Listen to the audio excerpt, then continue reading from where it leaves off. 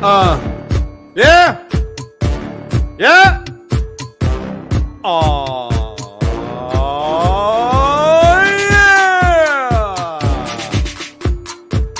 We are back. Me are back, baby.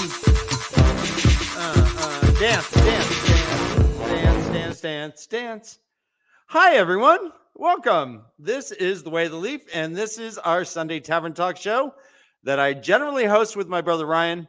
He is unfortunately unable to join us at this time. He may be able to swing by later, but we're going to assume that I am running the solo train. I am the Pat and Fane of my own wagon, and I can sell what I want, damn it. I don't know. That sounds kind of cool. Hi, everyone. I'm glad to see you. We have, this is a show that we do every Sunday at 7 p.m. Eastern, 4 p.m. Pacific, where all spoilers are on the table. It is, our lips are loose, rumors and innuendo and gossip and spoilers fly around the room like lemmings in a zoo. Guys, sorry. You know, comedy's hard without Ryan here. Ryan generally laughs aloud and it helps the flow. But we have a special guest. It's a brand new friend you have not met yet. We have a guest and I am bringing him in. I think this is it. Let's go.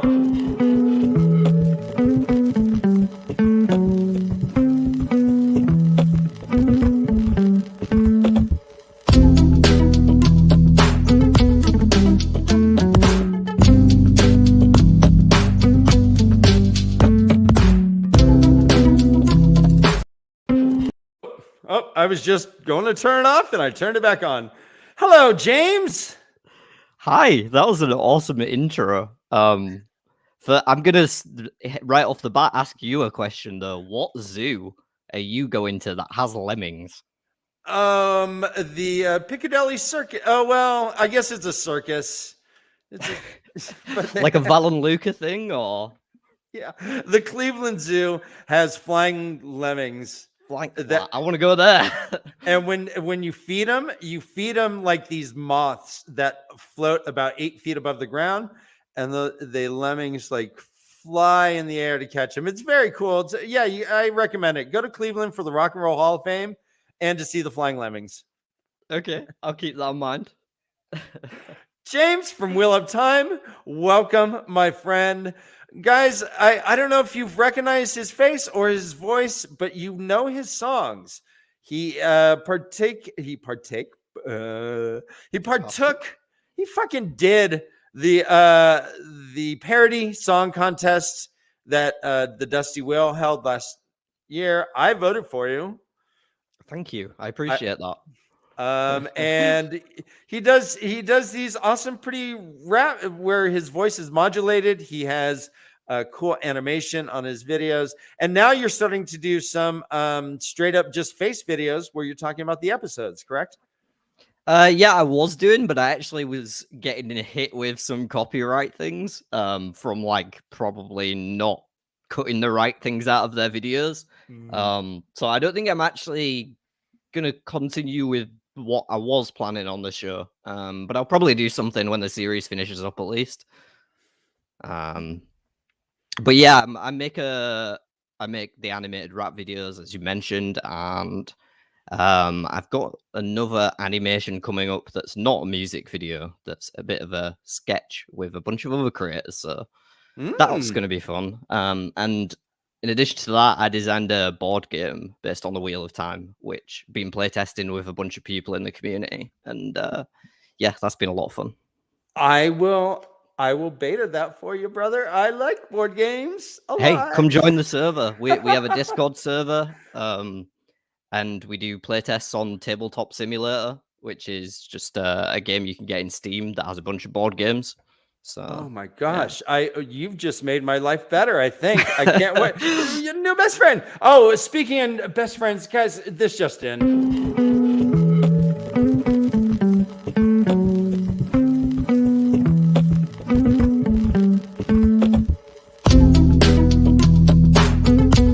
You make the show better. You make the show better, my friend. Welcome, Morgan from Podcast of the Dragon. Hi. What's up? Just you, baby? I don't know. What's Sorry. going on? We're just here to talk about the coolest episode I've seen so far in the series. Yeah.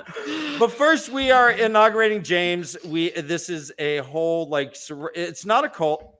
It's not a cult, but you do have to be initiated. And part of it is I wrote you a song. So I can't wait. Because I love you for today, for sure. I was thinking of a rap. I originally started to write a rap because your raps are off the chain. And then it morphed. Now I'm doing kind of more a spoken word, a Leonard Cohen / Smog type. If you guys don't know Smog, look at him up, Bill Callahan. But I'm gonna do kind of a spoken word thing. So I need to lay down to play my guitar. It's down here. So talk amongst yourselves for just 1 second. I can't wait for this. So I got a song about weed and masturbation, so I'm interested to see what you get. So I'm guessing probably similar. Yeah, Kind of right. sounds like my life. So. Can you hear that all right? yeah. Yes, that's good, man. All right. Every time YouTube sends me that chime, Ding. I immediately log on to see this man spit the illest rhyme. Right. I drop what I'm doing. I drop and stop on a dime with Wheel of Time songs that are simply sublime. He's guaranteed to deliver like a package from Amazon Prime. Meet our new best friend. What? That's right. James from Wheel of Time. All right. Yay. That was amazing. Thank you. Right on. Thank you so much. All right. Let me. Oh, God. All right. Get on there. All right. No weed and masturbation, though. No, yeah.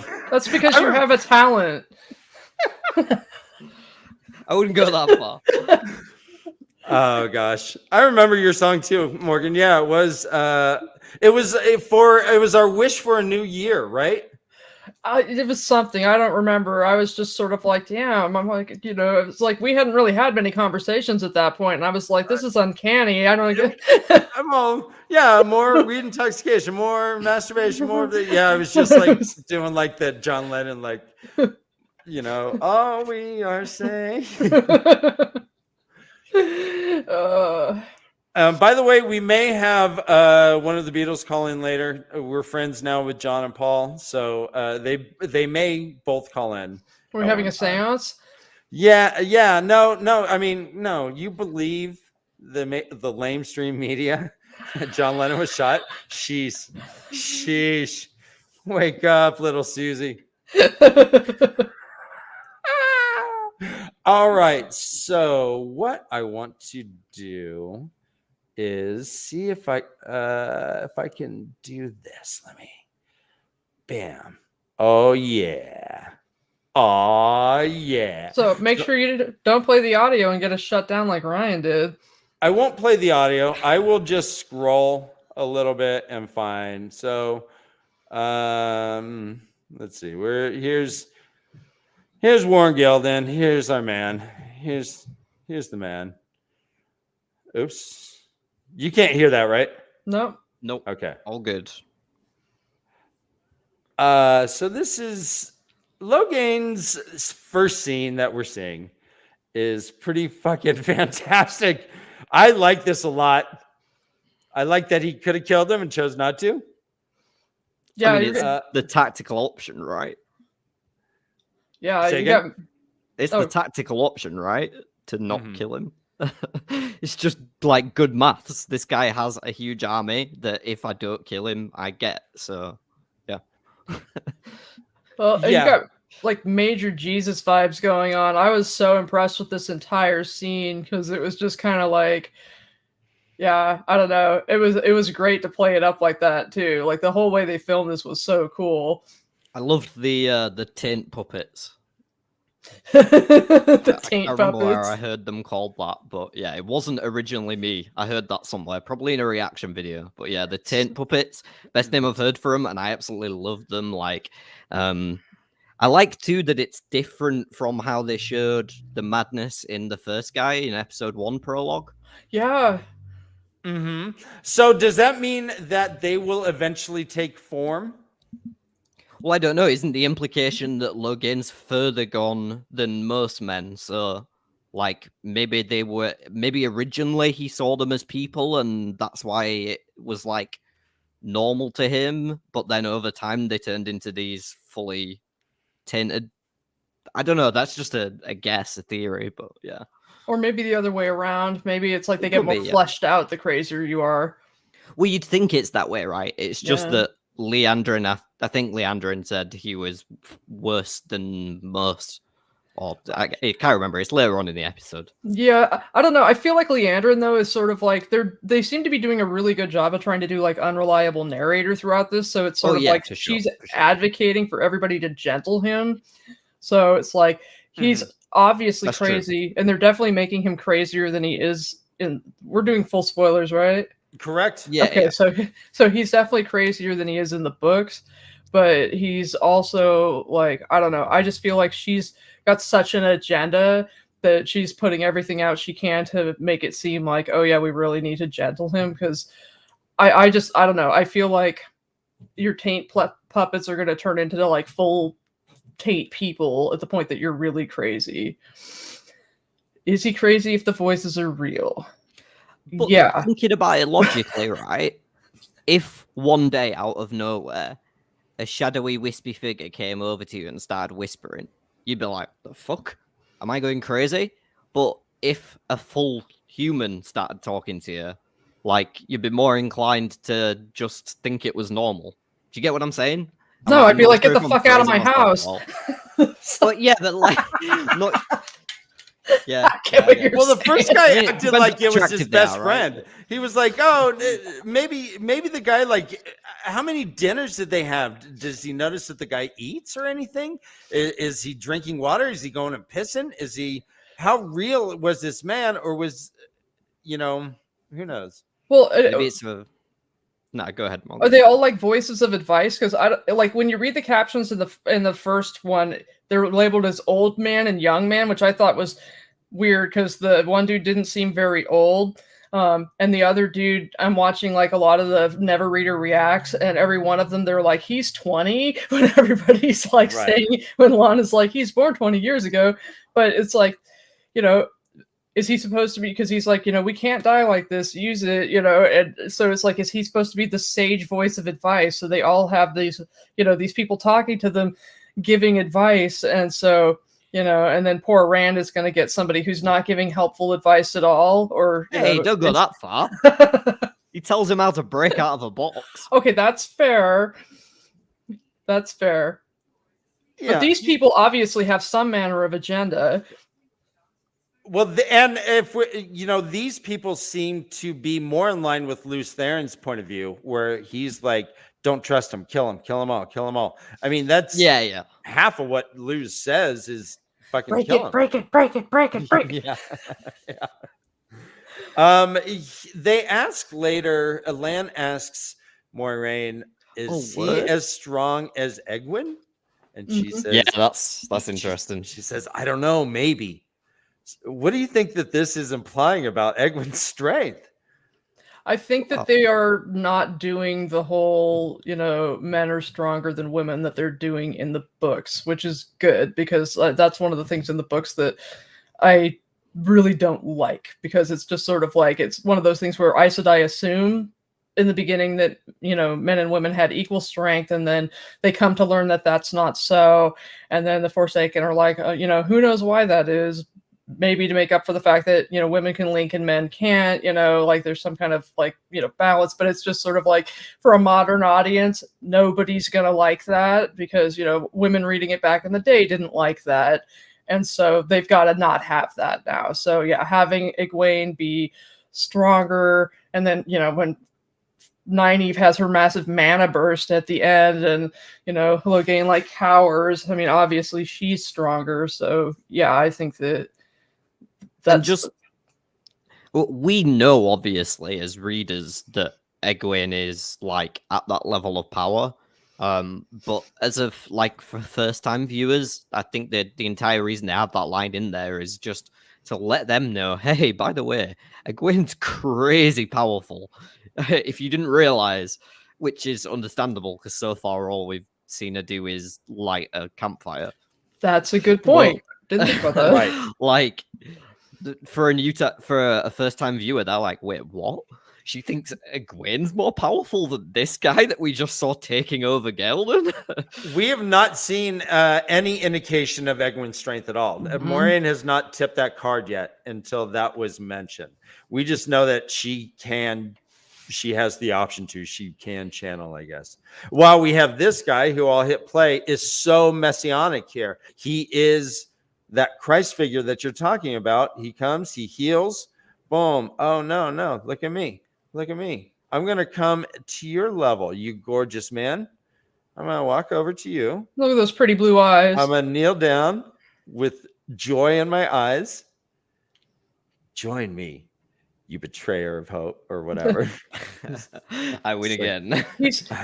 Well, I love it because it's like, it's so well done, you know, like the magnanimity, he's really good. You know, it's just sort of like giving him his dagger back, and just and the beautiful line of adding, you know, there's a place for everyone at my side, even my enemies, giving you your dagger back. It's a beautiful scene, and just kind of like, I don't feel like they could have done anything more beautiful to lay the groundwork for Logain there, as far as just developing his character.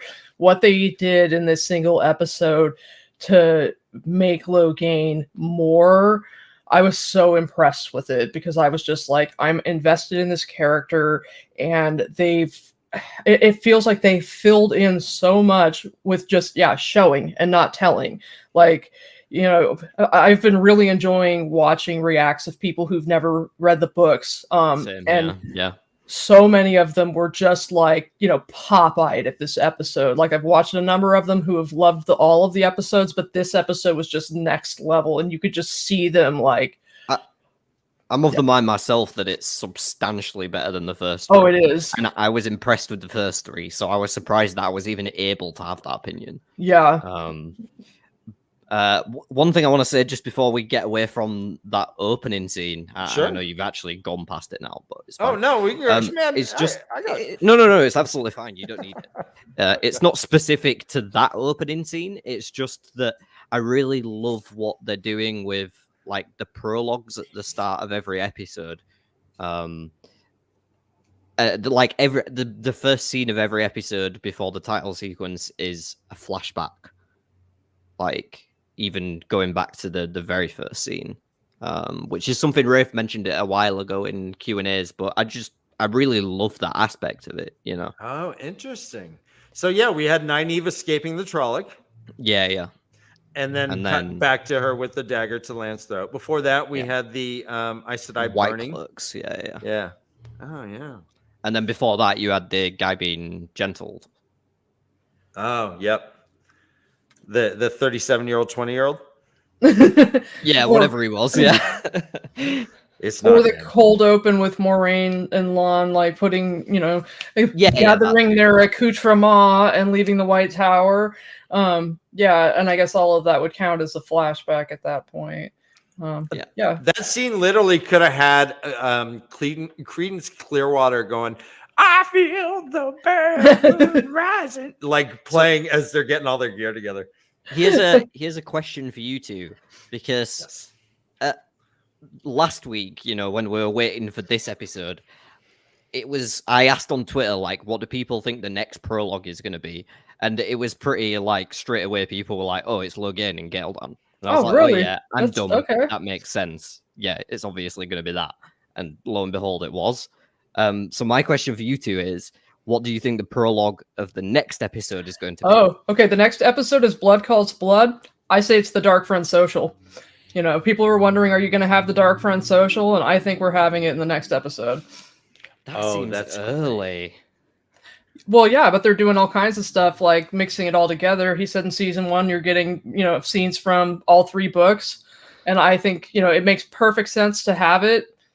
And, because they've got to get everybody invested by showing them all manner of culture and world building and everything. So I feel like doing that, maybe we'll get some not cheesy Balsamon. That would be really nice to not have Balsamon look like some kind of crazy Halloween costume or fucking Halloween decoration. I'm really trying not to get my hopes up right now because I would absolutely love that. I don't know. It seems like such a big scene, No, can't. So picture it. There's a room, and we see Dana in that room, right? Yeah. Flashback. Okay. Boom. And then and then she is instilled with the visions of the 5, and that's why she says, "I dream of you," and she knew Egwene's name. Mm-hmm. What? That.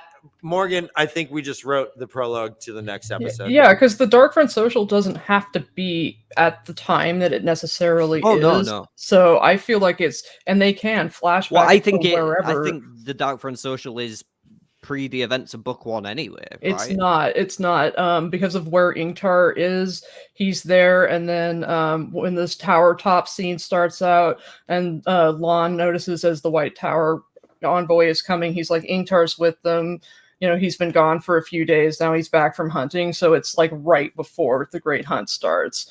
But it could be whenever. So it's no, I don't have any issues with it. I don't know if they have.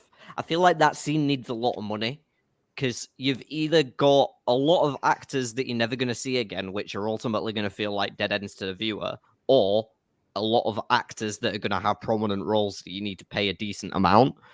You've also got the Zamara, unless they get rid of Zamara, and you've got Ishii talking to people, so that's a lot of CGI, and Trollocs and Fades. This is all assuming the scene's kept exactly the same, and that's not to say it will be, but I feel like there's a lot that goes into that scene, and they would rather spend that money somewhere else. That's fair. Everybody's isn't each episode $10 million? I don't know. So it's something like that. Yeah. Jeff Bezos' milk money. He digs in his couch for it, and then for the episode money. But I don't know. Everybody in that scene is masked, so I feel like at that point they could populate it with extras. But yeah, I don't know. Yeah, I would love for it to happen. Don't get me wrong. Yeah, I don't know. I just We have Una's flaming eye patch claiming that Leandrin is like the Bush administration in 9/11. She wanted him to break free to justify her gentling him, but I don't think she dropped the shield on purpose. I don't think she did either. If she did that on purpose. Well, we didn't see any indication that she did. Welcome, Una's eye patch. We didn't see any indication of it. But that Chris doesn't mean M it from What Wiki. I would need to rewatch the episode again, but I'm not convinced they said anything about contradictory about strength. That's talking about the strength of the characters themselves. As of right now, we still have Logain as the strongest thing we've seen. He doesn't move his hands when he channels. Well, no, 90's stronger, right? That one blast, yes. But prior to the last 2 minutes of the episode. They're making a comment about how, in the YouTube comments, they were making a comment about, as far as Jordan has a list of everybody's relative strength. He was that painstaking about it. But I do think for the show's sake, they absolutely will change certain relative strengths as far as they are going to make certain that as far as women and men are going to have comparable strengths depending upon Logain will not be stronger than Nynaeve. They're not going to do that. It will make too many people angry. So that's just, I think so. Yeah. If Nynaeve is going to be her giant, massive mana burst like that and just like play it up to be such an incredible character, and they've just diminished Logain like that, then to suddenly have him be stronger than her, people won't like that. They'll feel like that automatically, shows that a man has to be stronger than a woman, or he's not stronger than anyone anymore. Just saying. That's true. He's Do you the think weakest that's of the pack. The slow shot where he's all just like baring his teeth like that? It was a really unfortunate shot. I thought his performance in the entire episode was fire, but yeah. I really loved. Honestly, I loved the Ice to Die in this episode. All three of them that you see on screen there had fantastic performances. I didn't know that I had a thing for Priyanka Bose, but I definitely do. I actually liked Leandrin, which I hate myself for, but I liked her. Like, she almost burnt herself out for revenge from Karina's death. Karine, because apparently that's how we're saying Karine. Yeah, Karine. Yeah. Yeah, you're right. Yeah, I think they're wonderful. I like the conflict between Leandrin and Karine, and the fact that the green was the one who is all law, and she kind of points it out. She's like, you as a red should be telling me. I'm the one who should be wanting to kill this guy. I'm a battle Aja. I like that as well, because I feel like that's an addition, and I might be wrong, but I don't feel like, to me, the Reds were always just the people who hunted male channelers. They weren't like anything to do with the law of power or whatever. But I like that addition, if it is an addition, and not something that was originally on the page that I just missed. I feel like culturally in the Aes Sedai, there's kind of a law enforcement aspect to the Red Aja, and that it just kind of gets kind of corrupted. Their purpose gets a little bit corrupted, and we get focused too much of the stories on just how awful that they are. But I couldn't help but like Leandrin too, partly because she's still kind of terrible, and when Nynaeve's immediately like, that woman's a snake, like, she's totally right, but at the same time it's like they give her nuance, and I'm glad, because she's so pumpkin spice mwahaha in the books, and it's just sort of like, sure, there are people that way, but I want to see complex and nuanced bad people. It's just sort of like, for one thing, it fleshes out the Reds so much more. Yeah, and for one thing, it's just sort of like, in the context of the stories, it sort of seems like nobody does. There seems to be no real incentive to be the dark, to join the Dark One. It seems like all of the benefits are crap, and you don't even get health insurance. Yeah, you get no health insurance. No it's like they suck you in with promises of great benefits, and then do a bait and switch or something, which is very typical of many hiring practice, no lie, except that you can't quit afterward. But it's just sort of like showing people with much more complex motivations, showing the whole way that kind of the shadow works, being much subtler. I just feel like the way that they're doing this is just very well done. Mm-hmm. I've heard people complain about Dana, but I really liked her. I liked her a lot. I liked how she her plea to stop the break is because the wheel equals suffering. The wheel is the inevitability is death, and why do we keep just going got through depression? This? Yeah, she's literally just got depression, but like in her world, that's an actual thing that people recognize. It's just called being a dark friend. Well, it's and I never really thought about it, because it's just sort of like, and as someone who suffers from mental illness, it's sort of like,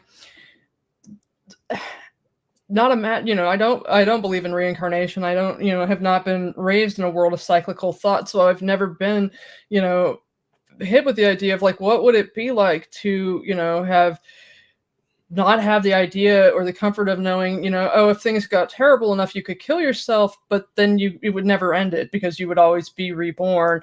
And, that is kind of depressing when you think about it. If you're that miserable that the idea of ending your life gives you comfort, you don't even have that comfort because it's like you're always going to be born back into it. And yeah, that might be really, really disheartening. So I can see where people might get that desperate if their life really sucked that badly. God, I hate his axes. They're so bad. There's nothing wrong with them. They defy the laws of like what would physically work based upon. If you got to have a double bit axe with a short handle, it's got to have a tighter in space. It's just. Don't tell me those axes are not effective when they clean killed a room of like 20 people.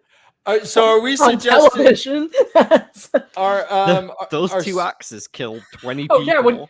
Yeah, I'm sorry, the secret shrapnel axes. They're gonna have his action figure. Don't tell me they're not effective. With dual axes with secret shrapnel action. Yes, secret shrapnel action.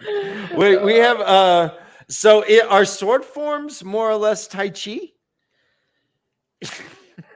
A lot of times they're just like these slow, methodical breathing movements. This is a sword form, I think. I think this is Heron acts like a robot and a mime pushing a wall.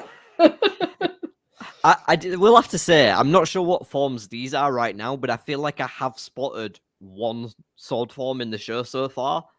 And it's Moon on Water when Tam picks up his sword in the first episode and goes into his, like, he's, holding it straight in front. I've got a sword in the next room. I can get it if you want. Well, watch how cute this is. This is adorable because more or less, here's what I'm seeing. I'm seeing that Stepan's like, I could have blocked you. And Lan's like, no, I could have killed you first. Watch. So he's like, huh? Oh, I could have blocked you. Nah, I'm right there. He's like, all right. And then they talk about Nynaeve, like, interesting companion. He's like, no, he's not a companion. She's just company. Barely even company. Yeah. Yeah, you gotta love their romance, right? I mean, they did a great job with that too. I was really impressed with kind of the subtle way they developed, a friendship between them, but it wasn't so obvious like they were throwing this romance at you or making it like, oh, they're gonna be together or whatever. It was sort of like it felt like very organic feelings were being developed. And so it was just sort of like you were moving along with them. And yeah, it was not forced at all, or it wasn't like it was being obviously thrown at you at all. It was just so many of the relationships in these scenes with the Aes Sedai and the Warders were so natural. I loved this bit with Karenna and Stepan. And like the hierarchy with the Aes Sedai as well. Like you could... dinners? Sorry, say again? Can you imagine their dinners? Oh, yeah, they're talking shit. They all talk shit to each other. It's so great. I love the banter among them. Yeah. Yeah. They're like, we don't get nothing. She's like, yeah, it's hard to be friends with someone who doesn't talk to you. And he's like, yeah, try talking to Lan. But it's like, yeah, it was so obvious, like, that she was in charge. You could tell, like, there's this aura of, like, almost like that she was the older one, and, you don't yet get the background of them, like, how the older Aes Sedai teach the novices and the accepted and everything. But, we know that background as well. And it's just kind of like, you can sense it almost, like, that, like, when... Yeah, like when Karenna is lecturing Liandrin, like, you should be telling me that. It was almost, I could just see her in a lecture hall, like lecturing the students. And Liandrin is too stubborn and too self-righteous to feel legit chastised, but she didn't even like have anger on her face exactly. Like she kept it inside, which I was also very impressed with. It was just really well done. Well, but here's a point of contention. Two things. First of all, there are 4 Red Sisters that I've counted. We hear that only Liandrin, Karina, and Alana are strong enough to hold the shield on Logain. That's 3 Red Sisters that cannot shield this man? What? So that's Right. their only job. That's what they do. Yeah, but they've never seen one this powerful before. I guess, but couldn't they like add their support? Couldn't they be like Yeah. standing behind him, giving him some juice? Like Yeah, a I thought generator? That may well be a change to how some of the metaphysics, or not a change, but because I'm not entirely certain on the original myself. Yeah, But it seems like they're both maintaining individual wards at the same time. which Just in I case thought one slips. was stupid because at the end they link to gentle him, and so I'm just kind of like, if you're gonna Why have didn't they that, link all along? then they can link to hold the shield, Yeah. and so I That's what I feel. was thinking. Yeah, I feel like they did that specifically so that he could do his little, air blast cage melt escape thing.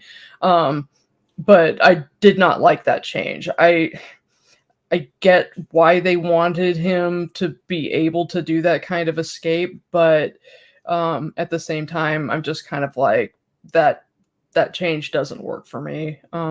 Here's it's- another character that I hate to now love. He's so adorable. Such a Yes. prick, though. I hate Aram, but I love Aram. God damn.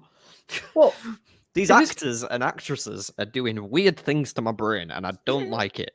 Wait till you meet Gawain.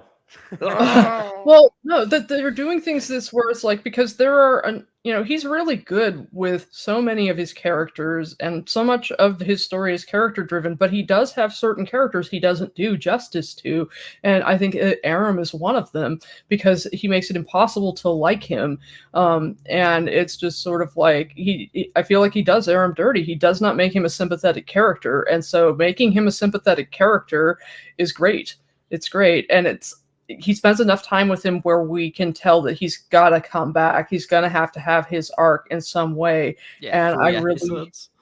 I really like that. I like knowing that, and we're going to feel sympathetic toward him. And that way, when I'm assuming they're going to have him continue his arc. He's going to be the Anakin Skywalker, and everybody's calling Rand, Ginger Anakin Skywalker, whatever they're calling him. And, instead he's going to be the one who ends up falling to darkness. And it's good that they make him someone where we'll actually feel sad rather than just like, oh, good riddance, he's finally dead, because we're so annoyed by him. So I'd be really shocked if they don't go ahead with that storyline, because they foreshadowed it a ton. Yeah, here they did. It may be it was just in this episode, with the some people even take up arms, also him just being generally not believing his own people's beliefs is a bit weird, and saying they leave the wagons as well, the same conversation as take up arms. But yeah, there's a lot of foreshadowing there that suggests they will be bringing Aram back. I think it could be as early as season 2, but I think it's more likely season 3. So are they going to change the narrative, or are they actually going to have Perrin go back to the Two Rivers? I'm wondering how they're going to... Sure. Okay, are they going to do the Perrin Golden Eyes? Okay. But I don't know if it'll come next season or the season after. Okay. Yeah, because so Morgan, you were the first one who mentioned that Egwene may have had a crush, or there was that she was a point of contention perhaps in Perrin's marriage. Correct? Yeah. There is they are very close. She sees him and smiles. She spins around, and then when he's gone, she looks for him here in just a minute. She's gonna look, and he's gone, and she looks very bummed out. Yeah. Personally, I'm not look, in agreement there. I think they see each other more like brother and sister. Perrin? What? Huh? I do think she's looking for him, yeah, but I think they see each other more like a brother and sister, and just want to protect each other and have comfort from each other's presence because they grew up together. Yeah, I don't disagree in the sense of I don't feel anything romantic while they're together after Shatter Logoth. it does feel like there's something going on with his wife. And, maybe I misinterpreted it and she's got something else going on, because it didn't occur to me when I was first watching the first episode. People were commenting afterward that maybe his wife had a miscarriage. And so maybe her being in the forge, not participating and everything, had nothing to do with Egwene personally, and everything to do with her just not wanting to be around people, which I sympathize 100%. Yeah. But I'm personally of the mind that that Layla could well have been a dark friend. Well, it sounds like Rafe kind of sort of made it sound like that might be true. Oh, sorry. I don't know. I read an article. Sound like it might be false. Sorry. Yeah, no. The article I read said that people were noticing things that were worth noticing. Yeah, but I have a very fond feeling for Perrin and Egwene being together. Personally, I really like their chemistry, and some of my favorite bits of the story are when Perrin and Egwene are together in the first book, and I just love them together. And you never actually get them together again in the rest of the series. Like, you never really see them through each other's eyes, except for small bits that Brandon Sanderson gives you, or tiny little bits when they're learning to dream walk and they encounter each other, but nothing like you get, in the first book. That's the problem I have with them being together, is that the stories go in such different directions, and the fact that they're both learning about the same space while not knowing that they're in the same space is like something that keeps their power levels both where they need to be throughout the story. Otherwise, like, one person would have more information than they need to at a certain time. Do you get what I'm saying? Yeah, well, and sorry, go ahead. Well, that's mainly just it. That I think they it makes sense to keep them apart, because if they pool that knowledge together, they both become much more powerful. So it makes sense that after, I don't know, book 3 maybe, they might not see each other till the last battle. I don't know if that's actually what it is, but yeah, it's about like that. Yeah. But also, I mean, Jordan would never have put two Rivers people together, because I don't think he wanted to write relationships at all. I think that's one of the reasons why they're so terrible. I almost feel like he did it deliberately to punish someone who wanted him to write relationships when he didn't want to. And so it's just kind of like, if he had to write them, he was going to make them have like strategic relationships to bring some kind of like something like a political relationships almost. But when it comes to genuine chemistry, I really like Perrin and Egwene together. And I don't think the show will do this, but if they completely got rid of Fail and Gowan and put Perrin and Egwene together later on, I would like that. I think that they've got something there. But at the same time, it's kind of like, it would be like doing your bro dirty because of Rand, unless they have where Rand and Egwene have a very genuine split off, and at that point Rand has gotten with Min or whatever. But I don't think they'll do it, and I don't think it'll be effective for storytelling, but I enjoy it because I just like their chemistry. Yeah, very much. And they do kind of hint that Aaron may kind of have a little crush on her. Definitely. But she doesn't seem as reciprocal as it does in the books. Also in the books here, the difference. So I would be remiss if I did not. Ryan would mention this for sure, that we are introduced to the Way of the Leaf. It was odd hearing it on TV and watching the caption say in capital, the Way of the Leaf. I think it was represented pretty well. Phenomenal. The way that Aram describes it is more or less that, quote, the leaf in its time goes to the dirt, but sometimes the leaf flies away from the tree, and that's fine too, kind of thing. And then Isla describes her daughter being killed, and her hope in the karmic, the turning of the wheel, making that she's just trying to look at further generations, if she can just help 2 people. But she describes it more or less as, quote, what greater revenge against violence than peace? What greater revenge against death is life? Yeah. So kudos, Rafe. The Way the Leaf approves. And to the actress, I don't know her name, but she was phenomenal. Maria Doyle Kennedy, That's the I one. think is her That's the name. one. Yeah. Yeah, she's really good. Her performance was exceptional in this scene specifically. Maria Doyle Kennedy. Boom. Well done. You are smart. You're so smart. I just remembered, but yeah, I thought that they did a really good job of like developing the Tinkers and giving them actually a certain sense of solemnity, because they do seem a little bit not goofy exactly, but I don't know. I don't feel like they give them enough weight in the stories as far as like their seriousness. And I think part of that too is Perrin's incredible frustration with them because of the utter illogic of their philosophy when you're in a world that there are actual, evil that must be fought because, it will kill you. You can't negotiate with it. And so he's so frustrated with their lack of logic, which I sympathize with, because, it's like if you're faced with something where you cannot negotiate, then not being willing to fight is just utterly illogical. But in the book, he had a much stronger, more visceral reaction. In here, he has a more thoughtful, more empathetic reaction, I would say. I would not be surprised if freaking he becomes a hippie and is making space cakes for the fish show that's coming next week.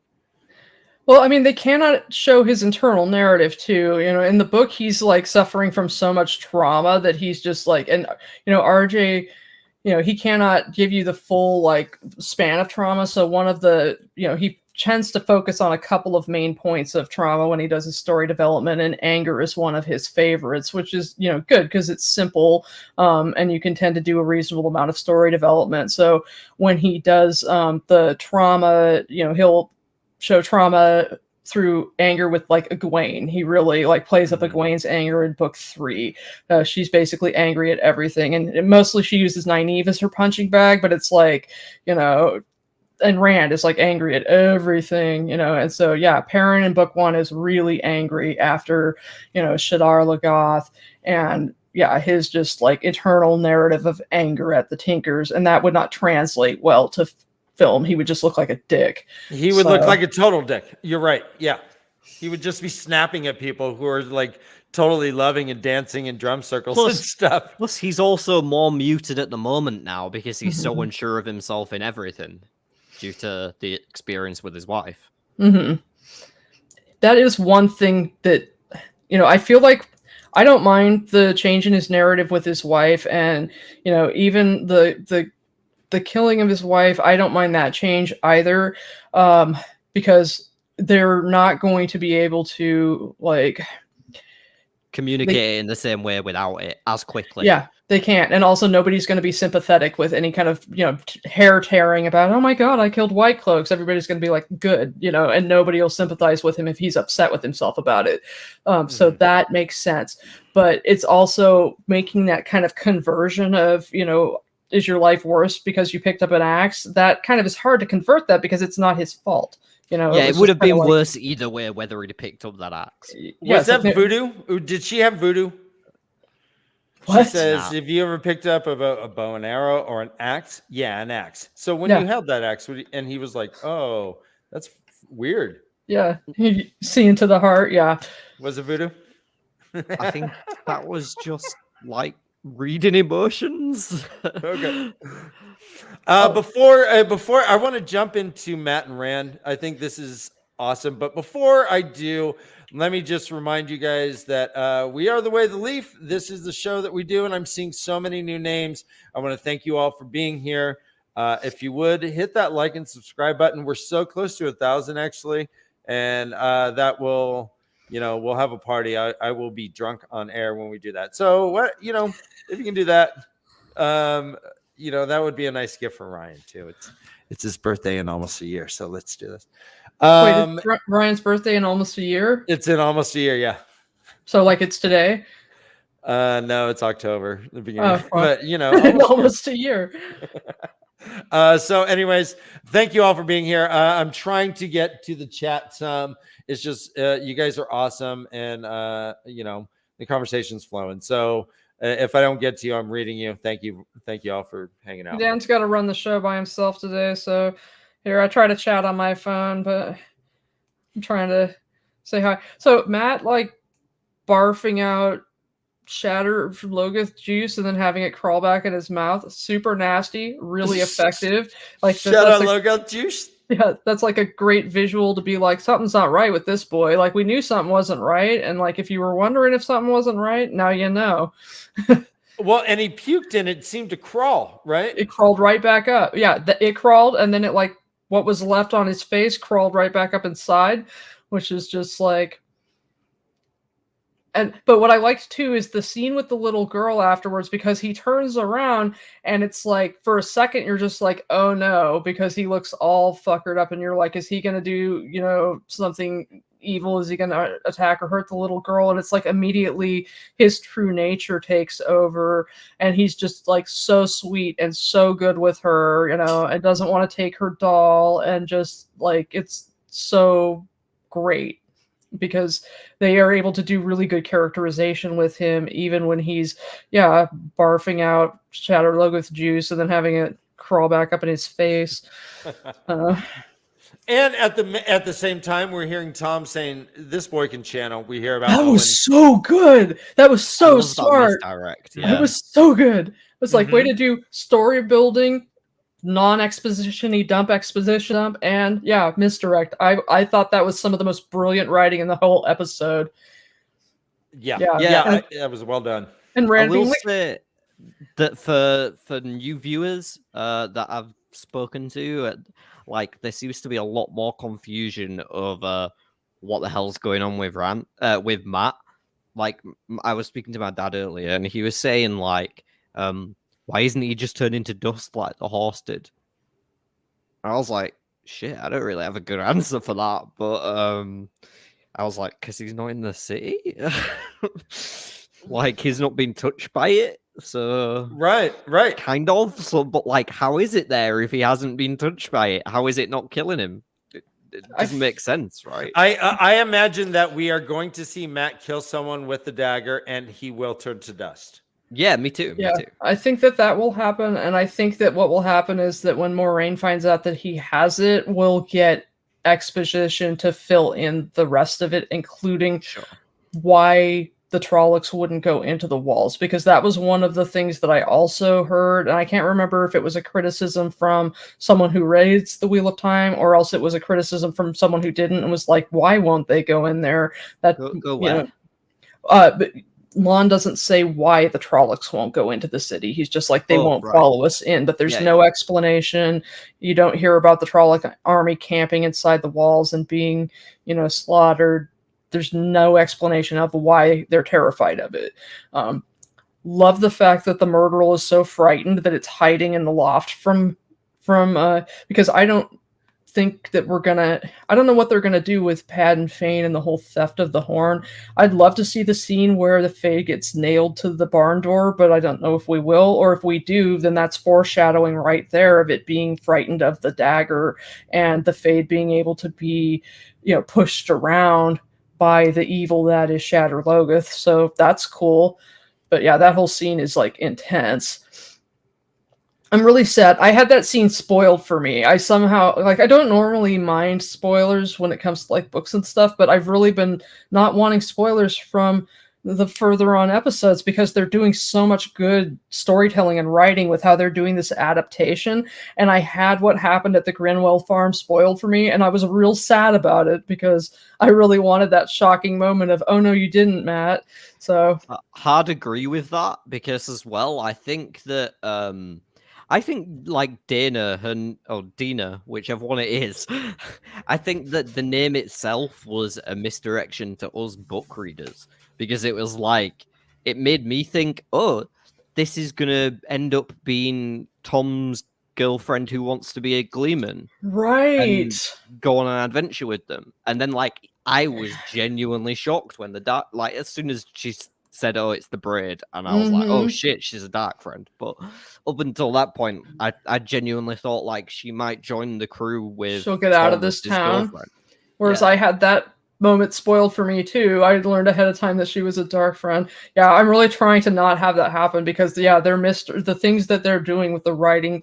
All the people who were complaining like it's not true to the books, I'm like, I'm glad. I've read these books literally 50 times. I'm loving seeing how they're doing the changes. Uno thinks the White Cloaks have Bella. Oh, you know what? Yeah, I wondered where Bella was. Wow.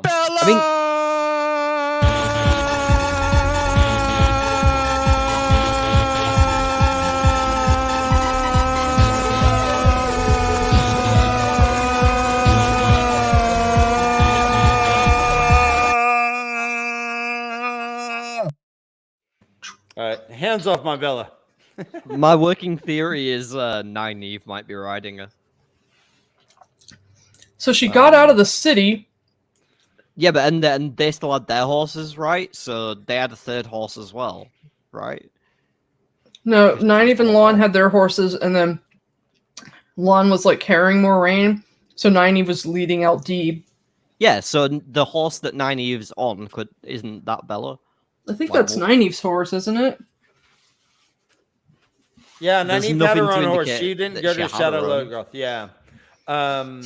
Yeah, that's what I would assume. People are convincing me that Bella ran away, that when the first horse got consumed, the other horses just kind of ran out the city. They did, because like Wayne was like, "Hey, wait, don't go."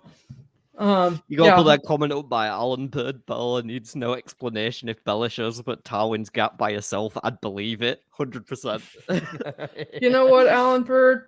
You're right. You're right. Bella shows up Dude, carrying the Horn of Valia. If Bella blows it and shows goes, up with wings, if Bella comes back as a Pegasus, first of all, excellent change in the narrative, and I'm cool with that. So yeah. Next time we see Bella, I want her to be a Pegasus. Flying Bella would be way too OP. Flying Bella. Bella- It's like a flying lemming. So what's the fade hiding from Matt? I didn't think of that until Yeah. someone put it in the chat. Yeah, it's hiding 100%. up there. He's like, I see you. Yeah. But it was creepy 100%. because Randon and Tom were like, fuck, Matt's gone. And they run right to the house. They're like, he's doing murder. He's doing murder stuff. They see murder stuff. How did this girl Where get else out? is he gonna be, right? Yeah, I guess you're right. That's Oh, sorry. And how morally gray is Tom? He's not just like, we have to protect Matt from the White Cloaks, no matter, like, assuming that he's a male channeler and, like, no matter how bad it gets. Or, sorry, White Cloaks, the Aes Sedai, no matter how bad it gets, but also just sort of like, oh, he killed this whole family. Let's run. Let's get him out of here. Yeah, before the Fade even appears, he's like, grab him, let's go. Let's go. Obviously the madness or the insanity has gotten him so bad that now he's like, killing innocent people. We got to bounce, we got to protect him. And I'm just sort of like, damn, Tom. I'm like, okay. I'm like, your protective instinct, and obviously your feeling that you really let your nephew down is like coloring your judgment here, bud. Blame him after that story like it was nothing at all. I mean, no, but at the same time, it's just sort of like, I don't know. That's pretty messed up. Shout out to Brigitte as well. I didn't know if you were going to pause there. Sorry, I didn't mean to interrupt you. I just didn't want you're fine, to bro. miss it before she went off screen. So what is this doll representing? Just lost hope or something larger? If she hadn't given him her doll, then she'd be alive. She'd be alive, and then he dropped it, which means that they're just going to deal with more bullshit. If he had kept it, they would have been safe, but they're not going to be safe. No, really, it's just it's for us, right? That was put there for us as book readers to appreciate. So to non-readers who I've seen that saw this scene, they were just like, "Oh, that's a cute little girl with a cute little doll." They didn't think anything of it, but for us, it's like, oh my god, this is amazing. This is like legit something that you would find in the world. The whole Brigitte has always wanted to see the world is on point, and also protects me in my dreams is like clearly an indication of Teleran Riord. Yes, yeah, because like one person that I read was sort of like, oh, he's doing this basically to give us one nod to Brigitte because he's cutting her from the show, but I don't think so. I think that it's foreshadowing to let us know She'll be there. Yeah, she's actually in the world of dreams. And it's sort of like, I was really conflicted because frankly, I think the Horn of Valir is cheesy. I don't care for it because I don't like that there's no explanation of its mechanic. It's not an object of the power, and so it doesn't really fit into the notion of the world canon. It's kind of a hokey magic object as compared to a lot of the other, objects that have a much more like, I'd say it's about as explained as Shadar Logoth is. Yeah. Apparently, there is background explanation for Shadar Logoth that it like Mordeth went to the lands of the Aelfin or something and came back with something. But that's like background information. That's I guess in the companion, which great. I don't know. I know that I've heard or read that somewhere. I have no idea where. Guys, the stream is down. What? Oh, no. Really? Yep. Can you fix it? All right, we'll get a new one. Fuck. Do we want to keep going? We want to keep going, right? Yeah, hell yeah. Yeah. We can stay. We can stay. All right. So I'll start a new one for you guys. Okay. All right, post it right into the chat. Okay. I mean, not the StreamYard, but the. All right, we got to get out of the StreamYard. Shit. All right. It's all good. New stream ASAP. Dang it, man. I didn't play any sound. I know. It's maybe just too much playing. I don't know. Fuck. We'll have to figure that shit out. Okay. All right. Well, I won't do it. I have notes anyways. But the visuals were fun. Oh well. Fuck it. All right. Let's end broadcast. Oh, is that like a copyright thing? Yeah. Yeah. Oh, right. Okay. Man. Yeah, I got one of my videos copyright flagged. They still let me upload it. Like they've been giving Bodhi a really hard time. They let me upload it. Yeah, I couldn't. Mine got blocked. Yeah, mine didn't get blocked. I think partly because I've been doing like, an actual like camera of my laptop rather than... I saw how you did it. Yeah, I saw how you did it, and I thought, oh my god, that's so smart. See, it wasn't even smart. It was the fact that I'm so technologically like still like unadvanced that I hadn't yet figured out how to do like the in-screen screen recording yet. I should have done it like that maybe or something. I don't know. Fuck. You gotta superimpose one of us over Rand's face. But yeah, the scene where Rand barfs up the bat, I was so transfixed and horrified, and my like facial expression was too priceless to chop up, and so I kept it too long. And they were like, this scene, this section here, do you want to trim it out? And I was just like, I've got 37 subscribers. I'm not going to be monetized. By the time I get monetized, nobody's going to be watching this fucking video. Right. Right. Just let it ride. All right. Well, let's end the so Ryan. And yeah, get over there. I started. It's called We're Back. Okay. All right. We'll end the broadcast. Jump back into the stream. Where are you sending us our link? You got it, Ryan? Sure. Yeah. Hold on. Yeah. You can just post it in the chat, the private chat here, right? Okay. Yeah. Good call. Here's the link. All right. And then I'll go to the fucking. All right. Do I leave the studio first, or will it keep me out of the private chat? I just click it. All right. Ah, there we go. All right. Now I'll leave.